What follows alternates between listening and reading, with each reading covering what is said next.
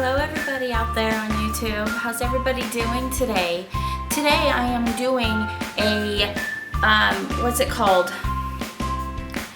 Mommy scenario questions. I was tagged by, I think it's Mamanista. Did I say that right? Please let me know if I said that right. It's Mamanista. She happened to say that anybody was tagged, so I took on the tag. So today I'm doing the mommy scenario tag, and it's 8 questions about being a mommy and your answer with your kids. You could do it with your kids if they were a baby or if they were a teen. No matter the age, you're gonna always have an answer for one of these questions. So let's get started. Number 1, your kid is refusing to eat dinner. Do you stand your ground and demand they eat what you made, or make something else? Honestly, it depends on the situation. So most of the time I demand him eat. We've gotten to the point, there goes my phone. We've gotten to the point where if he doesn't eat what I make, he gets grounded from certain things like the computer or his games. I am going to turn off my phone because it keeps making noises. But then there are times where he hasn't eaten in a while because either he's sick or, and I'm talking about both my boys. My oldest Cayden, he's typically not a picky eater. He'll eat anything I put in front of him, and he'll just shove it right down. I'm talking about Elijah, my youngest. He has the hardest time eating, so there are times when he hasn't eaten in a while, so I will make him something else, but it depends on the situation, and it depends on the day, and it depends on the mood and how they feel. But for the most part, I would say, yeah, I demand that they finish their food or they're grounded, and that usually works. Okay, number 2, your kid has a meltdown at the store. Uh-oh. Nothing is working to calm them. Do you leave and come back another time, or grit teeth and finish shopping? It depends on the seriousness of the meltdown. There's times where we've been able to pull them into the bathroom and have a chat with them and say, listen, this is not okay. When they were younger, when they were babies, actually, I would walk out and then wait. There's also, as they get older, it's getting easier and easier that they're not having more meltdowns. Every once in a while, someone will have a meltdown, and that would be me. Seriously, that would be me. I would just have a total meltdown and start yelling at everybody. I think I would be more the one nowadays to have the meltdown than my kids. But yes, I would leave the store when they were young. But as they get older, there are times where I have my parents or a babysitter watch the kids while I go shopping, because that is me time, my time, no more. They're older, they can entertain themselves, they can play games, video games, whatever, while I go shopping and they're being watched. Number 3, your kid gets too many toys for their birthday. Do you make some returns or save them for a rainy day? I actually keep them. And here's the reason why. Let's just say I got double the toys for the kids. Like, I buy the same present as somebody else. I usually keep them, save them for a rainy day, because there's a very good chance that one of my kids will break it, and they're very destructive. So the chance of me keeping it or saving it for a rainy day is more than likely. Number 4, your kid is protesting sleep. Do you give in at 3 a.m., get up and turn on a movie, or continue to rock them, nurse them, etc., and get them back to sleep? Cayden, my oldest, when he was 3 months old, he had started teething already. He was chewing, he was biting down real hard. I would put my finger in his mouth with like a little rag in between my finger and his mouth. He wasn't really chewing on my finger, but he would bite down so hard at 3 months, just to relieve some of the pain. So we knew after talking with the doctor that he was already teething. He teethed for 9 months.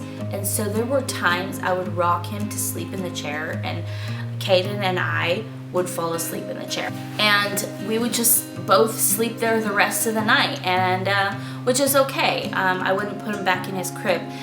After he started getting his teeth in, it was about time that he would have to stay in bed. So we were mean parents, as people would say.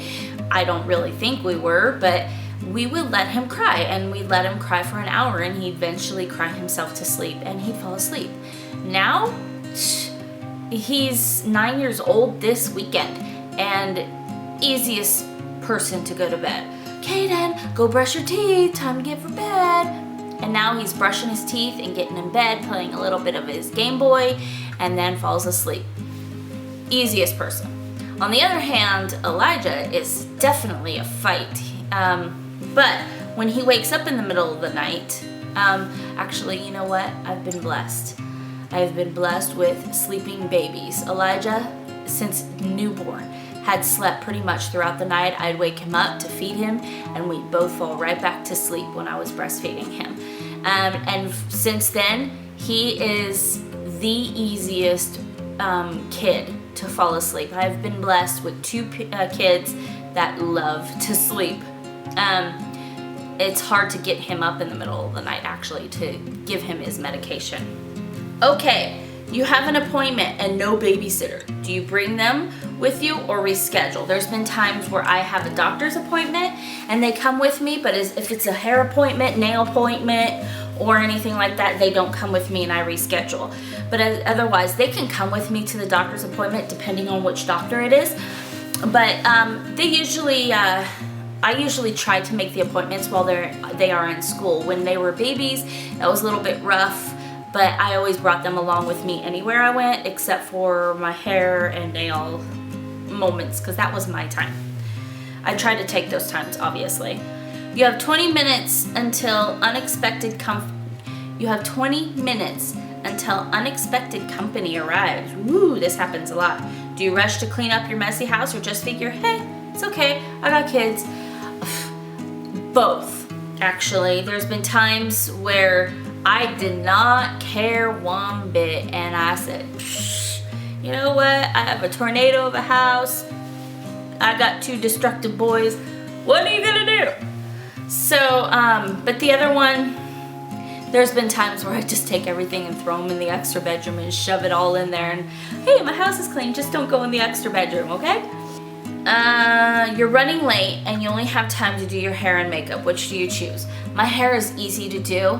I just, I can either put it up or just do it like this, and it looks fine half the time.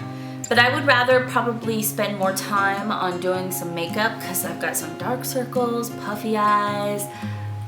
I like doing my makeup, so I would rather choose to do my makeup and just put up my hair.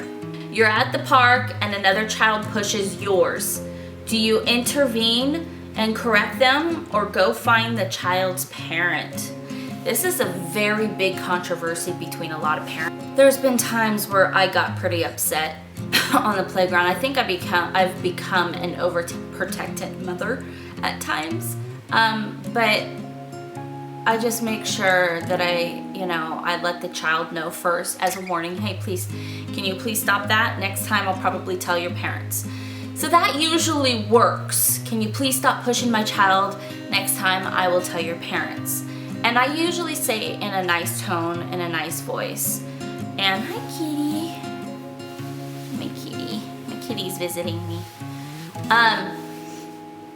If they continue on, which I've never been in this situation, at least not with my kids, I will go straight to the parents and say, listen, your child is not behaving appropriately with my child. I'd appreciate it if maybe you can do something about it. And if parent doesn't do something about it, then we just eventually just leave and avoid confrontation altogether. That's just me. I avoid confrontation. I don't like confrontation. That's it for the mommy scenario tag. You are more than welcome, whoever you are. I tag you to do this mommy scenario tag. Specifically, I'm going to tag Sarah from Meet the Presleys, and Andy and Tay, you're tagged. Okay, sorry about that. You know what? I just realized as I was editing this video that I'm missing the last part of my video. I have no idea where it went. It like disappeared. I think my camera shut off at the last part of the video. So today I'm coming back in to finish out the video. I'm just gonna finish a couple of tags. Who I was tagging Ashley in the Chick's Life, also Eva G, and as well as Ellie from Ellie and Jared. If you guys are watching, you guys are tagged. So I hope everybody enjoyed today's video, and give it a thumbs up if you liked this video. Also leave comments down below if you like to have tag me in other tags, and subscribe if you haven't yet by pressing that little red button down below.